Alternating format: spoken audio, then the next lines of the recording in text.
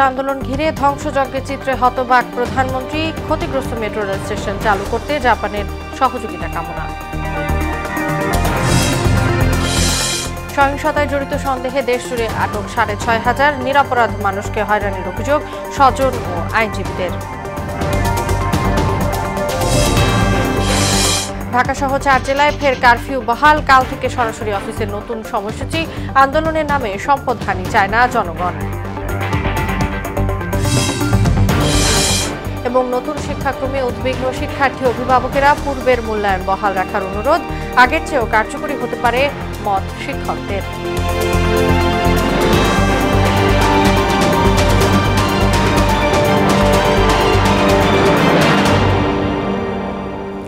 আসসালামু আলাইকুম, সবাইকে মোহনা সংবাদে স্বাগত। শুনছিলেন শিরোনাম, সঙ্গে আছি তাসনুবা বিনতে তাহের।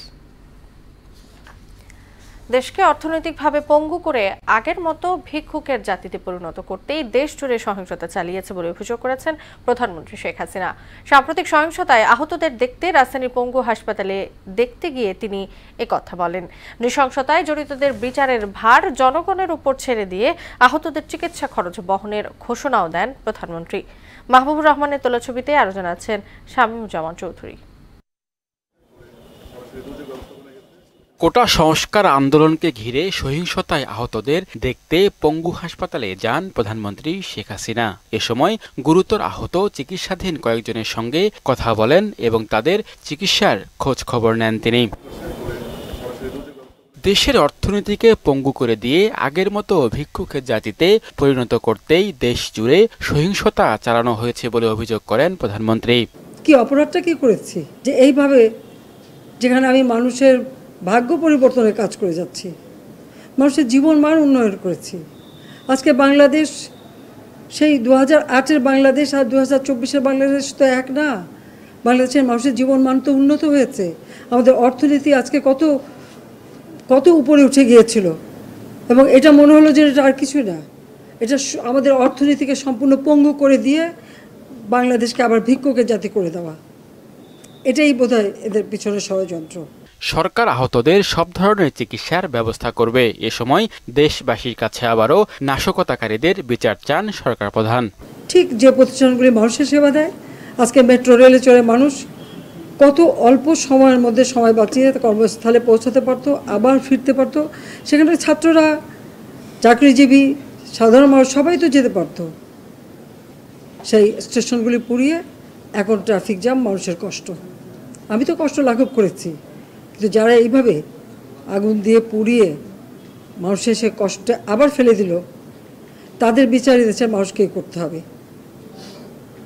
আমি খালি সকলের সহযোগিতা চাই। আর এইভাবে মায়ের কোল খালি হোক, এটা আমি চাই না। কারণ আমি তো বাবা মা সব হারিয়েছি, আমি তো জানি হারাবার ব্যথা কত কষ্ট। কিন্তু সেই কষ্ট বুকে নিয়ে তো ফিরে আসতে এদেশের মানুষের জন্য। এখানে আমার তো কোনো চাওয়া পাওয়া নেই। পরে সেতু ভবনে প্রবেশের পর অশ্রুসিক্ত চোখে এর বিভিন্ন ক্ষতিগ্রস্ত অংশ দেখে হতবাক হয়ে যান শেখ হাসিনা। এ সময় সড়ক পরিবহন ও সেতুমন্ত্রী ওবায়দুল কাদের সহ সংশ্লিষ্টরা উপস্থিত ছিলেন।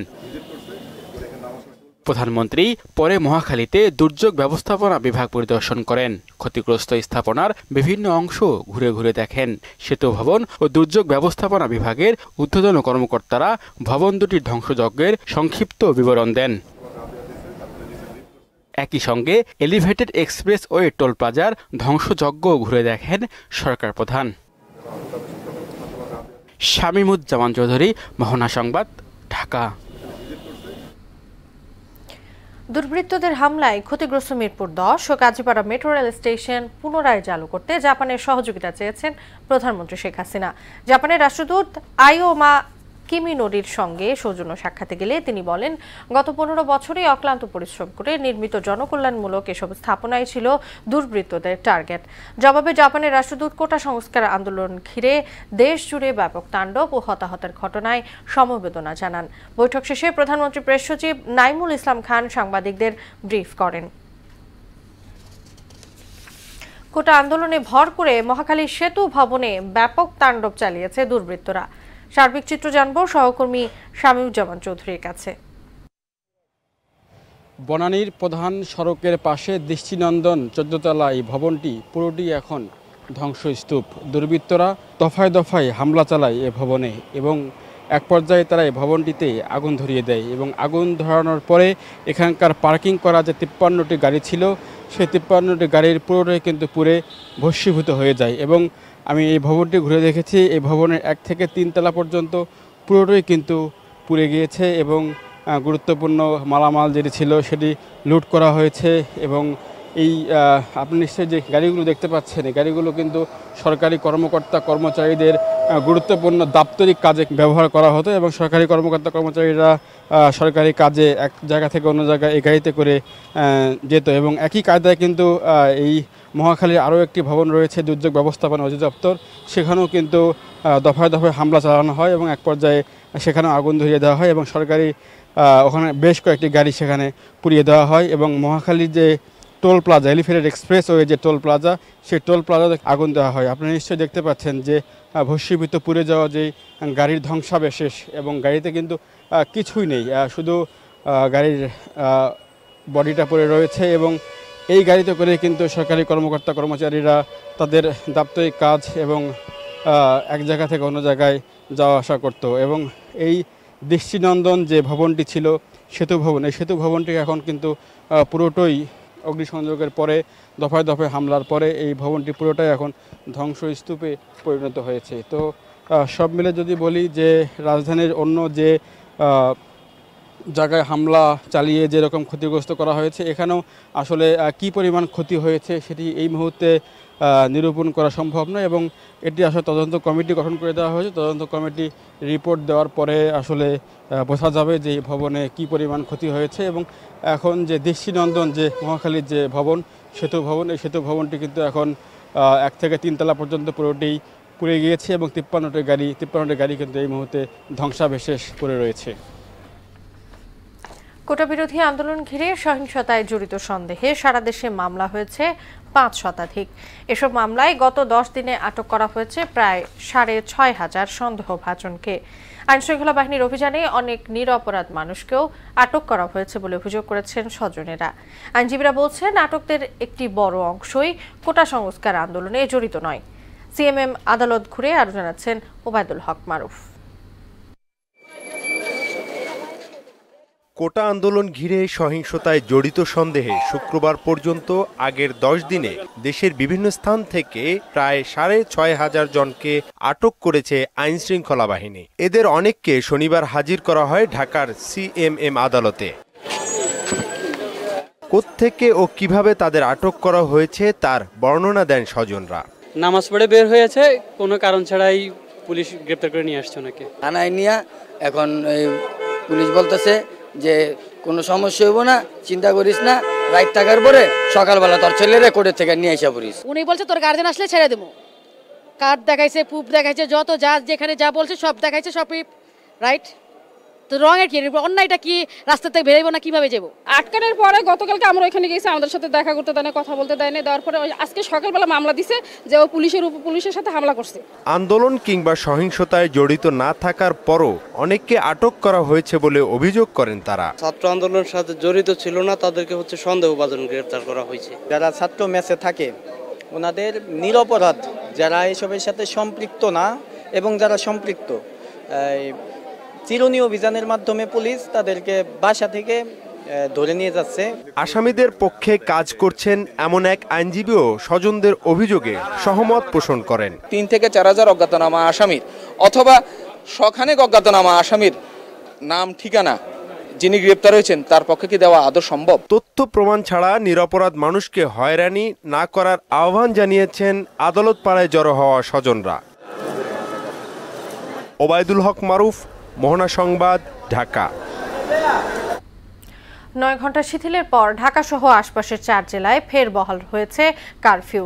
দৈনন্দিন কাজের সুবিধার্থে সকাল 8টা থেকে বিকেল 5টা পর্যন্ত ঢাকা, নারায়ণগঞ্জ, গাজীপুর ও নরসিংদীতে কারফিউ শিথিল রাখা হয়। অন্যান্য জেলায় শিথিল থাকে বিভিন্ন মেয়াদে। কারফিউ শিথিল থাকলেও গুরুত্বপূর্ণ স্থানে চৌকি বসিয়ে তল্লাশি অব্যাহত রেখেছে আইন শৃঙ্খলাকারী বাহিনী।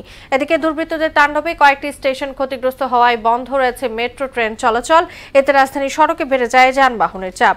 এদিকে কাল থেকে পরবর্তী 3 দিন সরকার সরকারি অফিস সকাল 9টা থেকে বিকেল 3টা পর্যন্ত চলবে বলে জানিয়েছে জনপ্রশাসন মন্ত্রণালয়।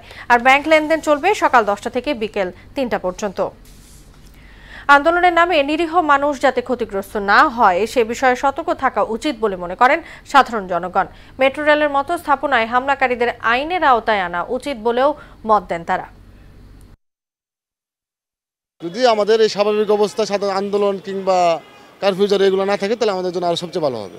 প্রয়োজন ছাড়া মানুষ বের হচ্ছে না, প্লাস যখন বের হয়ে দেখে যে সেনাবাহিনী প্রত্যেকটা হচ্ছে গিয়া অলিতে গলিতে আপনার হচ্ছে গিয়া সাড়া দিচ্ছে, তখন এগুলা দেখে মানুষ ভয়ে হচ্ছে গিয়া আপনার কর্মস্থান ছেড়ে বা বাসায় চলে যাচ্ছে। মিরপুরে যে মেট্রো রেল লাইন করানো হয়েছে এটা মারাত্মক অপরাধ করছে। কেন অপরাধ করছে? এটা সাধারণ লোকের জন্য সরকার করছে। 9 ঘন্টা শিথিলের পর ঢাকা সহ আশপাশের 4 জেলায় ফের বহাল হয়েছে কারফিউ। রাজধানীতে রাতের কারফিউ পরিস্থিতি জানবো কাজী ইহসান বিন দিদারের কাছে। গত কয়েকদিনের মতো আইন শৃঙ্খলা পরিস্থিতি নিয়ন্ত্রণের জন্য কিন্তু সরকারের আরোপ করা কারফিউ চলছে। আমরা এই মুহূর্তে আছি ফার্মগেট সড়কে। এখানটায় এসে আমরা দেখলাম যে বিকেলের পর থেকে যখন কারফিউ বলবৎ হয়েছে তখন থেকে কিন্তু যে চারপাশের যে সড়কগুলো আছে সেই সড়কগুলোতে কিন্তু গাড়ির যে আনাগোনা সেই গাড়ির আনাগোনা কিন্তু কমে এসেছে। এছাড়া এর আগে আমরা বিকেল দিকটাই কিন্তু দেখেছিলাম যে সড়কে গাড়ির চাপ আছে, কারণ অফিস আওয়ার চলছে, অফিসে কিন্তু হলো গাড়ির একটা চাপ থাকে, অফিসগামী যারা আছেন তাদের একটি চাপ থাকে, সেই কারণে কিন্তু দিনের বেলায় কিন্তু কিছুটা চাপ থাকলো। এখন যে সড়কের অবস্থা দেখছি এবং এখন যে পরিস্থিতি দেখছি এটা কিন্তু নিত্যদিনের মতো এখন আবারও সেই যে একটু ফাঁকা, সড়কটা একটু ফাঁকা এবং হচ্ছে চতুর্দিকে মানুষের আনাগোনা যেটি আছে সেটি কিন্তু ধীরে ধীরে কমে আসছে এবং কমে এসে কিন্তু যে বিষয়গুলো দেখতে পাচ্ছি আর আমরা যে আইনশৃঙ্খলা রক্ষাকারী বাহিনীর যে সদস্য সেই সদস্যের সঙ্গে কিন্তু এখন বাড়ছে এবং প্রতিদিনের মতো এখন পর্যন্ত আমরা কিন্তু আজকেও গত কয়েকদিনের মতো এখন পর্যন্ত কোনো প্রকার অনাকাঙ্ক্ষিত পরিস্থিতির ঘটনার কোনো ধরনের সংবাদ পাইনি। রাজধানী ফার্মগেট থেকে আমার কাছে এখন পর্যন্ত এই ছিল সর্বশেষ। সরকারের সব অর্জনকে ধ্বংস করতে বিএনপি জামায়াত কোটা আন্দোলনে ভর করে দেশ জুড়ে তাণ্ডব চালিয়েছে বলে অভিযোগ করেছেন সড়ক পরিবহন ও সেতুমন্ত্রী ওবায়দুল কাদের। আর পররাষ্ট্রমন্ত্রী হাসান মাহমুদ বলেছেন কোটা আন্দোলনে যে সহিংসতা হয়েছে তা 60 বছরের রেকর্ড ভঙ্গ করেছে। উষা ফেরদৌসের রিপোর্ট।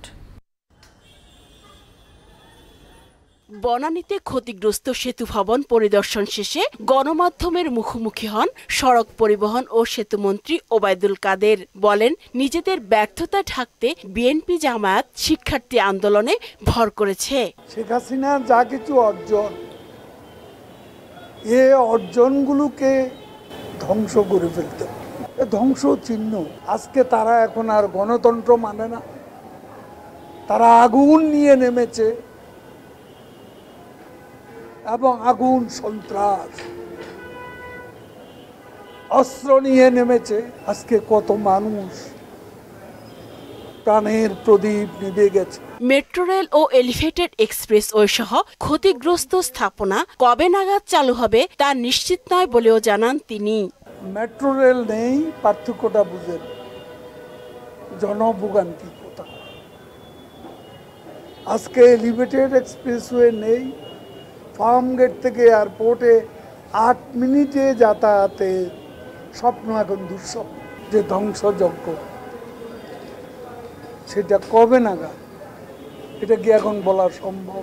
এদিকে জাতীয় প্রেস ক্লাবের সামনে এক মানববন্ধনে অংশ নেন পররাষ্ট্রমন্ত্রী হাসান মাহমুদ। বিএনপি জামায়াতের সহিংসতা মধ্যযুগীয় বর্বরতাকেও হার মানিয়েছে বলে মন্তব্য করেন তিনি। 60 বছরের ইতিহাসে যেটি কখনো ঘটে নাই, এমনকি মুক্তিযুদ্ধের সময়ও পাকিস্তান হানাদার বাহিনী যেটি করে নাই, এই বিএনপি জামাত জঙ্গি গোষ্ঠী তারা কোটা আন্দোলনের সুযোগ দিয়ে বাংলাদেশের সমস্ত গর্বের, অহংকারের এবং সেবামূলক সমস্ত প্রতিষ্ঠানগুলোর উপর তারা হামলা পরিচালনা করেছে। এতে ধর্মমন্ত্রী ফরিদুল হক খান বলেন, দেশ বিরোধী ধ্বংসযজ্ঞ কিছুতেই মেনে নেওয়া যায় না। ক্ষয়ক্ষতি করার যে চিন্তা চেতনা, এই কাজ যারা করে এটা ইসলাম কোনোদিন সমর্থন করে না। উষা ফেরদৌস, মোহনা সংবাদ, ঢাকা। শিক্ষার্থীদের যৌক্তিক দাবি পর্যায়ক্রমে মেনে নেওয়া হবে বলে জানিয়েছেন স্বরাষ্ট্রমন্ত্রী আসাদুজ্জামান খান কামাল। কোটা আন্দোলনে সহিংসতায় নারায়ণগঞ্জে ক্ষতিগ্রস্ত বিভিন্ন প্রতিষ্ঠান পরিদর্শন শেষে পুলিশ সুপার কার্যালয়ে সাংবাদিকদের তিনি এও জানান, কোটা আন্দোলনের 3 সমন্বয়কারীকে নিরাপত্তা হেফাজতে রাখা হয়েছে। স্বরাষ্ট্রমন্ত্রী বলেন, তাদের উপর কারা হামলা করতে চায় সে বিষয়ে জিজ্ঞাসাবাদ করে পরবর্তী ব্যবস্থা নেওয়া হবে। আইনমন্ত্রী, মাননীয় শিক্ষামন্ত্রী, মাননীয় তথ্যমন্ত্রী তিনজন তারা আলোচনা করেছেন, তাদের কাছে 8 দফা দাবি দিয়েছিল। আমাদের মাননীয় প্রধানমন্ত্রী বলেছেন এই 8 দফা দাবি উনি ক্রমান্বয়ে যৌক্তিক দাবিগুলো তিনি করবেন, মেনে নেবেন, কিন্তু সেই সুযোগও তারা দেয়। আমরা তাদের কাছে জিজ্ঞাসা করছি যে কারা তাকে আক্রমণ করতে চাচ্ছে। এগুলি জিজ্ঞাসাবাদ পরে আমরা সিদ্ধান্ত নেব তাকে কিভাবে কি করা যাবে। শিক্ষাক্রমে নতুন মূল্যায়ন পদ্ধতি প্রয়োগে অনেকটাই দিশেহারা অভিভাবক ও শিক্ষার্থীরা। অভিভাবকদের মন্তব্য, পূর্বের মূল্যায়ন পদ্ধতি যথার্থ ছিল, ফলে হঠাৎ করেই সন্তানদের ভবিষ্যৎ নিয়ে শঙ্কায় পড়েছেন তারা। শিক্ষার্থীরাও তাদের মূল্যায়ন নিয়ে আছে দ্বিধায়। বইয়ের সঙ্গে প্রশ্নের মিল নেই বলেও জানায় তারা। অবশ্য এই মূল্যায়ন আগের চাইতে বেশি কার্যকর হতে পারে বলেও মন্তব্য করেছেন শিক্ষকরা। শিক্ষাক্রম নিয়ে 2 পর্বের ধারাবাহিক জানাচ্ছেন জাহিদ সবুজ। আজ থাকছে প্রথম পর্ব। গত 1 জুলাই থেকে কার্যকর হয়েছে নতুন শিক্ষা মূল্যায়ন। এই মূল্যায়ন পদ্ধতিতে 65 নম্বর লিখিত এবং 35 নম্বরের দলগত এবং একক বিভিন্ন ব্যবহারিক কাজ থাকবে। গ্রেডিং সিস্টেমও থাকছে না। তার পরিবর্তে অনন্য, অর্জনমুখী, অগ্রগামী সহ বিভিন্ন শব্দ ব্যবহার করা হবে। তবে মূল্যায়নের নির্দেশকগুলোরও নির্দিষ্ট কোনো সীমানা নেই। শিক্ষার্থীদের অভিযোগ, তাদের কিভাবে মূল্যায়ন করা হচ্ছে তারা সে বিষয়ে অবগত নয়। তাছাড়া প্রশ্নপত্রের সঙ্গে বইয়ের পড়াশোনার নেই কোনো মিল। পরীক্ষার আগের রাতে ঘটছে প্রশ্নপত্র ফাঁসের ঘটনাও। পরীক্ষার আগের দিন রাতে কোশ্চেনটা রিভিল হয়ে যায়। আমাদের একটা কিন্তু বই থেকে আসেনি, সবগুলো আউটসাইড এক্সপেরিয়েন্স থেকে। পড়াশোনা করে টাইম পাচ্ছি না, অ্যাসাইনমেন্ট একটার পর একটা আমাদের পুরো টাইম চলে যাচ্ছে। কিছুটা বুঝি, কিছুটা বুঝি না।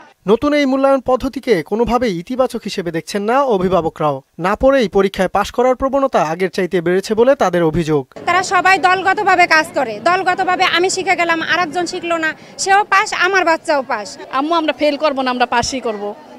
হ্যাঁ, একে পাস করা কোনো ব্যাপারই না। বাচ্চাদের থেকে মায়েদের কান্না আসে, কি করবো বাচ্চারা ভবিষ্যৎ, ওরা তো মনে রিক্সাও করতে পারবে না, কিন্তু ছেলে মেয়েরা কি করবে? শিক্ষকরা যদি প্রশিক্ষিত হয় তাহলে এটা বাস্তবায়ন হবে। আদারওয়াইজ হুট করে একটা জিনিস করলেই এটা আমার মনে হয় সম্ভব নয়। বাচ্চারা জিজ্ঞেস করেন কি বলি, আমি নিজেই বুঝি না, আমি তোমাকে কি বুঝাবো? টিচারদেরকে প্রশ্ন করছি, ম্যাম আমাদের বাচ্চাদের কি হবে?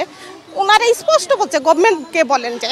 অবশ্য নতুন মূল্যায়ন যৌক্তিক এবং শিক্ষার্থীদের আগের চাইতে আরো দক্ষ হতে সাহায্য করবে বলে জানান রাজধানীর বিভিন্ন স্কুলের শিক্ষকগণ। সুন্দর করে লেখা, নিজের কাজটা বোঝা, নিজের ভিতরে সৃজনশীলতাও কিন্তু বের হয়ে আসছে। যেভাবে আমরা প্রশিক্ষণ নিয়ে এসেছিলাম সেভাবে আমরা বাচ্চাদের তৈরি করেছি। অনেক বাচ্চারা ছিল যারা অনেক দুর্বল ছাত্রছাত্রী, তারা এখন অনেক বিষয়ে অংশগ্রহণ করতে পারছে। প্রয়োজনীয় উপকরণের ঘাটতির কথা স্বীকার করে তারা জানান, দেশের প্রত্যন্ত গ্রামাঞ্চলে কার্যকরভাবে প্রয়োগে আরও কিছুটা সময় নেওয়া যেত। ব্যত্যয় ঘটবে প্রয়োগ করার ক্ষেত্রে। ইনফ্রাস্ট্রাকচার, আমার আদার সাপোর্টিং এলিমেন্টস, এগুলোতে হয়তো ডিফার করবে একটু। উন্নত দেশের সাথে তাল মেলাতে গেলে আমাদের একটু সময় প্রয়োজন। এক রাতের মধ্যে এতগুলো স্টুডেন্টের জন্য প্রশ্ন ব্যবস্থা করা, সেইখানে একেবারে প্রান্তিক শিক্ষার্থীর হাতে এইভাবে প্রশ্ন যাওয়াটা আমার কাছে মনে হয়েছে একটু চ্যালেঞ্জিং। প্রায়োগিক ফলাফল না দেখেই অভিভাবকরা হতাশ হয়ে পড়েছেন বলেও জানান তারা। জাহিদ সবুজ, মোহনা সংবাদ, ঢাকা। 2-1 দিনের মধ্যেই মোবাইল ফোনে ইন্টারনেট চালু হবে বলে জানিয়ে ডাক, টেলিযোগাযোগ ও আইসিটি প্রতিমন্ত্রী জুনায়েদ আহমেদ পলক বলেছেন, এ বিষয়ে কাল অপারেটরদের সঙ্গে বৈঠক হবে। প্রধানমন্ত্রীর আইসিটি উপদেষ্টা সচিব ওয়াজেদ জয়ের জন্মদিনে আগারগাঁও ডাক ভবনে গাছের চারা রোপণ কর্মসূচি উদ্বোধন করে এ তথ্য জানান তিনি। সরকার ইন্টারনেট বন্ধ করেনি জানিয়ে প্রতিমন্ত্রী বলেন, সহিংসতার উদ্দেশ্যে রাজধানীতে প্রায় 1 লাখ নতুন সিম ব্যবহার করা হয়েছে। অন্তত 20টা স্পট যেগুলো রেড অ্যালার্ট জারি ছিল, সেই সকল এলাকার অতিরিক্ত প্রায় 50,000 থেকে 1 লক্ষ নতুন সিম কার্ডের আবির্ভাব ঘটে। এগুলোর তথ্য উপাত্ত এবং সূত্র বিশ্লেষণ করে দেখা যাচ্ছে সেই সকল এলাকার কিন্তু অনেক বিএনপি, ছাত্রদল, জামাত এবং শিবিরের চিহ্নিত তালিকাভুক্ত সন্ত্রাসীরা এই কয়েকদিন ঢাকামুখী ছিল। কোটা বিরোধী আন্দোলনে নিহত বেগম রোকেয়া বিশ্ববিদ্যালয় ইংরেজি বিভাগের শিক্ষার্থী আবু সাইদের পরিবারকে 7.5 লাখ টাকা অর্থ সহায়তা দিয়েছে কর্তৃপক্ষ।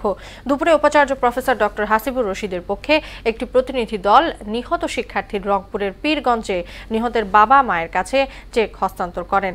প্রতিনিধি দলে ছিলেন বিশ্ববিদ্যালয়ের প্রক্টর শরীফুল ইসলাম, বাংলা বিভাগের প্রধান অধ্যাপক ডক্টর তুহিন ওয়াদুদ, শিক্ষক সমিতির সাধারণ সম্পাদক আসাদুজ্জামান মন্ডল ও অফিসার্স অ্যাসোসিয়েশনের সভাপতি ফিরোজুল ইসলাম। শেষ করব মোহনা সংবাদ, যাবার আগে শিরোনামগুলো জানিয়ে দিচ্ছি আরও একবার।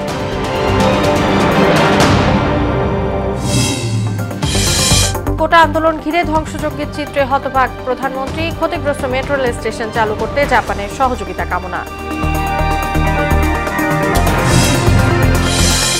সহিংসতায় জড়িত সন্দেহে দেশজুড়ে আটক 6,500 নিরপরাধ মানুষকে হয়রানির অভিযোগ স্বজন ও আইনজীবীদের। ঢাকা সহ 4 জেলায় ফের কারফিউ বহাল, কাল থেকে সরকারি অফিসের নতুন সময়সূচি। আন্দোলনের নামে সম্পদহানি চায় না জনগণ। এবং নতুন শিক্ষাক্রমে উদ্বিগ্ন শিক্ষার্থী অভিভাবকেরা, পূর্বের মূল্যায়ন বহাল রাখার অনুরোধ, আগের চেয়েও কার্যকরী হতে পারে মত শিক্ষকদের।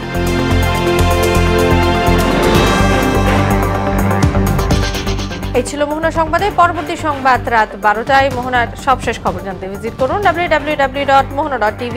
সংবাদ দেখতে পান ফেসবুক ও ইউটিউবেও। এতক্ষণ সঙ্গে থাকার জন্য সবাইকে ধন্যবাদ।